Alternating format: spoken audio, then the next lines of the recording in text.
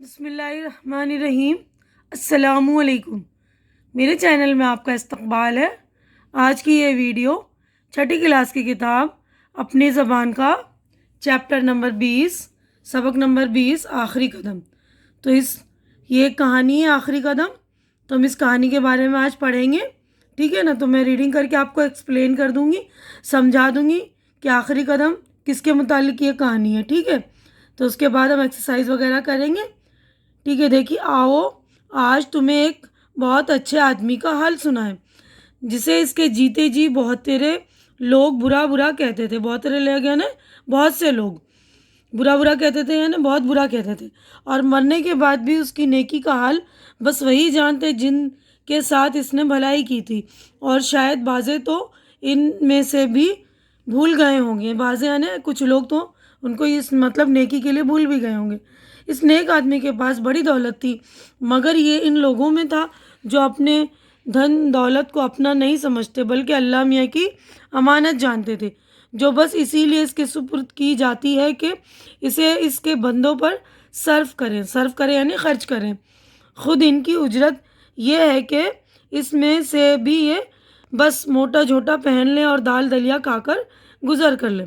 اجرت یعنی ان کا جو دولت دی ہوئی اس کا صلہ یہ ہے کہ بس وہ چھوٹا موٹا پہنے، معمولی سے کپڑے پہنے، دال دلیا کھائیں، یعنی ہلکا پھلکا کھانا کھا کر گزر کر لیں، بہت اونچی اونچی خواہشیں نہیں ہیں ان کی۔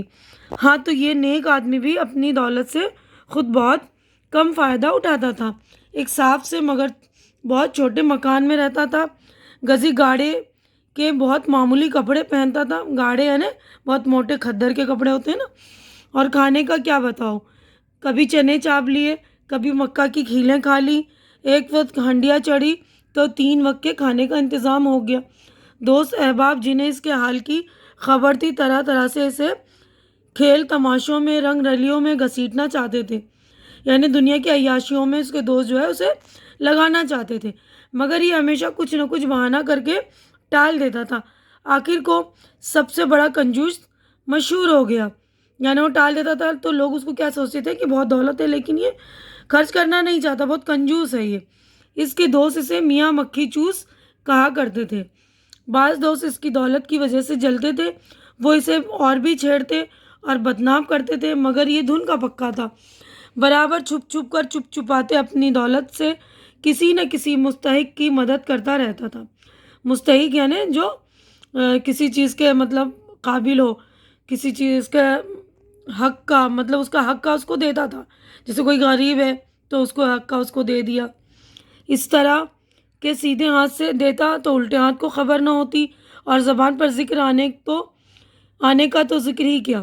نہ جانے کتنی بیوائیں اس کے روپیے سے پلتی تھی، کتنے یتیم اس کی مدد سے پڑھ لکھ کر اچھے اچھے کاموں سے لگ گئے تھے، کتنے مدرسے اس کی سخاوت سے چل رہے تھے، کتنی قومی کام کرنے والوں کو اس نے روٹی کپڑے سے بے فکر کر دیا تھا، اور وہ یکسوئی سے اپنی دھن میں لگے ہوئے تھے۔ کئی شفا خانوں میں دوا کا سارا خرچ اس نے اپنے سر لے لیا تھا، اور ہزاروں دکھی بیماروں کو بے جانے اس کے روپے سے روز آرام پہنچتا تھا۔ لیکن یہ مشہور تھا وہی کنجوس مکھی چوس، دنیا کا کتا، نہ اپنے کام آئے نہ کسی اور کے۔ کوئی اس پر ہنستا تھا، کوئی خفا ہوتا تھا، سب اسے برا سمجھتے تھے، یعنی وہ کسی کو خبر نہیں رہتی نا کتنے اچھے اچھے کام کر رہا تھا، اسے لوگ جو ہے برا سمجھتے تھے اور کنجوس بلاتے تھے، ہے نا؟ آدمی کتنا ہی نیک ہو، دوسرے کے ہر دم برا کہنے سے جی دکھتا ہی ہے۔ اس کے دل کو بھی کبھی کبھی بڑی ٹھیس لگتی، جھنجھلاتا، آنکھوں میں آنسو بھر بھر آتے تھے، مگر پھر صبر کر لیتا۔ یعنی بار بار آدمی برا کہتا تو وہ لگتا تھا نا اس کو بھی دل کو تکلیف ہوتی تھی اور اس کی آنکھوں میں آنسو بھر آتے تھے، لیکن وہ صبر کر لیتا تھا۔ اس کے پاس ایک خوبصورت سی کتاب تھی، چکنا موٹا کاغذ، نیلے کپڑے کی سبک سی جلد، پشتے پر سنہرے حروفوں میں لکھا ہوا تھا حساب امانت۔ اس کتاب میں یہ اپنا پیسے کا حساب لکھا کرتا تھا، جس کو کبھی کچھ دیا تھا سب اس میں درج تھا، یعنی لکھا ہوا تھا۔ کہیں کیفیت کے خانے میں بڑی دلچسپ باتیں لکھی گئی تھی، کسی یتیم کو پڑھنے کے لیے وظیفہ دیا ہے، 15 سال بعد تاریخ دے کر کیفیت کے کھانے میں درج ہے، اب احمد آباد میں ڈاکٹر ہیں، وہاں کہ یتیم خانے کے ناظم کتابوں کے ایک کاروبار کو سخت پریشانی کے زمانے میں 2000 روپے دیے ہیں. کئی سال بعد کیفیت خانے میں لکھا ہے، آج خط آیا ہے. انہوں نے رسول اکرم صلی اللہ علیہ وسلم کی سیرت پاک نہایت صاف اور سادہ زبان میں لکھوا کر 1,00,000 نسخے طلباء میں مفت تقسیم کیے. خدا جزائے خیر دے. یعنی کوئی اچھا کام کرتا تھا تو اس کے جو رزلٹ تھا، اس کا نتیجہ جو ہے وہ اس کیفیت کے خانے میں لکھ دیا کرتا تھا کہ یعنی کہ 15 سال بعد وہ احمد آباد میں وہ آدمی ڈاکٹر ہے، اس نے کچھ کیا ہے نا. اس طرح دلی کے ایک مدرسے کو ایسے وقت کہ اس کا کوئی مددگار نہ تھا 10,000 روپے دیے تھے. اندراج رقم کے سامنے کیفیت میں لکھا تھا. سالانہ رپورٹ پڑھی، ہر صوبے میں اس کی ایک شاخ قائم ہو گئی. شاخ یعنی برانچ بولتے ہیں نا، کہ ایک ہی مدرسے کی الگ الگ برانچیں الگ الگ صوبے میں بن گئے، الگ الگ ریاستوں میں بن گئے. اس صوبے میں تو گاؤں میں تعلیمی مرکز قائم کر دیے ہیں. یہ کام نہ ہوتا تو اس ملک میں مسلمان کی تمدنی ہستی کبھی کی ختم ہو چکی ہوتی. یعنی بہت سارے مدرسے بنا دیے تو مسلمان کے لیے بہت فائدہ مند ثابت ہوئے نا، کہ ان کی تہذیب کبھی کی ختم ہو جاتی اگر یہ مدرسے نہ بنتے تو. اسی قسم کے بے شمار اندراجات تھے. اس کتاب کو یہ اکثر اٹھا کر پڑھنے لگتا، خصوصاً جب کسی نادان دوست کی زبان سے دل دکھتا تو ضرور اس کتاب کی ورق گردانی کی جاتی تھی. ورق یعنی کہ صفحے الٹ پلٹ کر کے کچھ نہ کچھ پڑھنے شروع کر دیتا. اسے دیکھ کر کبھی کبھی مسکراتا بھی تھا. اس کا ارادہ تھا کہ مرتے وقت یہ کتاب ان لوگوں کے لیے چھوڑ جاؤں گا جو عمر بھر مجھے پہچانے بغیر میرا دل دکھاتے رہے. اس ارادے سے اسے بڑی تسکین ہوتی. 100 سنار کی 1 لوہار کی. انہوں نے 1000 دفعہ میرا جی خون کیا ہے، یعنی مجھے کڑایا ہے، یعنی میرا دل جو ہے بہت دکھایا ہے. میں ایک دفعہ انہیں ایسا شرماؤں گا کہ بس سر نہ اٹھے گا، یہ سوچتا تھا اور خوش ہوتا تھا. ہوتے ہوتے بڑھاپا آن پہنچا. بدن جواب دینے لگا. روز کوئی نہ کوئی بیماری کھڑی ہے. ایک دفعہ دسمبر کا مہینہ تھا، سخت بیمار ہوا، بخار اور کھانسی. ایک دن، 2 دن، تیسرے دن سینے میں سخت درد شروع ہوا. کوئی دوپہر غفلت رہی. غفلت یعنی کہ نیند کا عالم رہا. ہوش آیا یعنی بے ہوشی کا عالم رہا. ہوش آیا تو سانس لینے میں تکلیف ہوتی تھی. نمونیا کا حملہ تھا اور سخت حملہ. شام سے حالت غیر ہونے لگی. بار بار غفلت ہو جاتی یعنی بے ہوشی سے طاری ہو جاتی. تھوڑی دیر کو ہوش آتا، پھر غفلت. کوئی 4 بجے کے قریب ہوش آیا تو اس کی سمجھ میں آ گیا کہ اب وہ وقت آن پہنچا ہے جو سب کے لیے آتا ہے، جس سے کوئی بھاگ کر بچ نہیں سکتا. چارپائی کے پاس ہی وہ میز پر نیلے خوبصورت کتاب حساب امانت رکھی تھی، جسے ابھی بیماری میں بھی 2 دن پہلے اٹھا کر پڑھا تھا. چند لمحے اس کی طرف غور سے دیکھا. آنکھوں سے آنسو بہنے لگے، ایسے کہ تھمتے ہی نہ تھے. کتاب کی طرف ہاتھ بڑھا کر اسے اٹھانا چاہا. کئی مرتبہ کوشش میں اسے مشکل سے اٹھا پایا.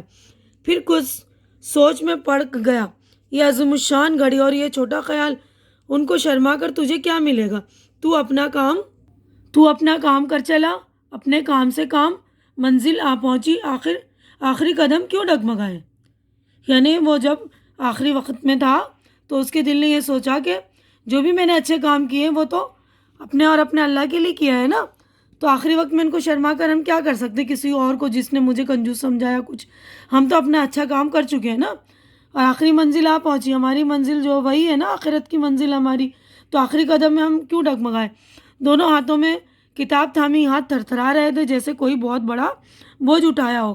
بڑی مشکل سے تکیے پر سے سر بھی کچھ اٹھایا اور ناتواں یعنی کمزور جسم کی ساری آخری قوت صرف کر کے کتاب کو اس پاس والی بڑی انگیٹھی میں پھینک دیا. یعنی جس میں آگ جلتی رہتی ہے نا، اس میں ڈال دیا اس کتاب کو، جس میں کوئی 2:30 بجے نوکر نے بہت سے کوئلے ڈالے تھے اور میاں کو سوتا جان کر دوسرے کمرے میں جا کر سو گیا تھا. کتاب جلنے لگی. اس کی نظر اسی پر جمی تھی. جلد کے جلنے میں دیر لگی، پھر اندر کے کاغذوں میں آگ لگی تو ایک شعلہ اٹھا. اس کی روشنی میں اس کے ہونٹوں پر ایک خفیف سی مسکراہٹ دکھائی دی. خفیف یعنی ہلکی سی. یعنی جب پوری کتاب جل گئی، ایک شعلہ سا اٹھا تو وہ تھوڑا ہلکا سا مسکرا دیا اور چہرے پر عجیب سا اطمینان تھا. یعنی اس کو اطمینان ہو گیا نا کہ میں نے ایک اچھا کام کر دیا. ادھر مؤذن یعنی جو اذان دیتا ہے نا اس کو کہتے ہیں مؤذن نے اشہد ان لا الہ اشہد ان محمد رسول اللہ کہا اور نیکیوں کے اس کارواں سالار کی رسالت کے اعلان کے ساتھ ہی اس کی امت کے اس نیک راہ رونے ہمیشہ کے لیے آنکھیں موند لی. مطلب اس اچھے آدمی نے اس نیک راہ پر چلنے والے آدمی نے نیک راہ رو نے ہمیشہ کے لیے آنکھیں موند لیا نے اچھے کام پر اچھی راہ پر اچھے راستے پر چلنے والے نے ہمیشہ کے لیے آنکھیں بند کر لیا نے وہ مر گیا یا اس کی موت ہو گئی ہے نا. تو یہ دیکھیے مصنف کا نام ہے ڈاکٹر ذاکر حسین. تو دیکھیے آج کی ویڈیو میں یہیں پر ہم اپنی ویڈیو مکمل کرتے ہیں کیونکہ چیپٹر کی ریڈنگ جو بہت ہی بڑی ہو چکی ہے. تو اگلی ویڈیو میں ہم جو ہے مشق وغیرہ کریں گے. اور جو میرے چینل پہ نئے ہیں یا جنہوں نے میرا چینل سبسکرائب نہیں کیا تو پلیز میرا چینل سبسکرائب کر لیجئے کیونکہ چینل کا سبسکرائب کرنا بالکل فری ہے. اور میری ویڈیو اچھی لگ رہی ہے تو شیئر کیجئے, لائک کیجئے, جو ضرورت مند بچے ان کو دیجئے ہے نا, ان کے درمیان شیئر کیا کیجئے اور میری حوصلہ افزائی کر دیا کیجئے. اللہ حافظ.